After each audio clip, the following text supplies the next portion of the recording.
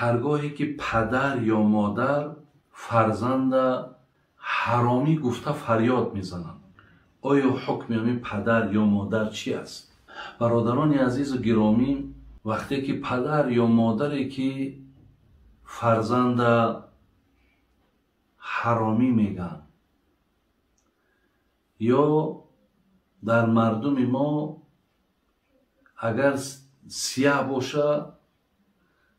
مثال سیاه گفته فیراج میکنن، اگر خدای نکرده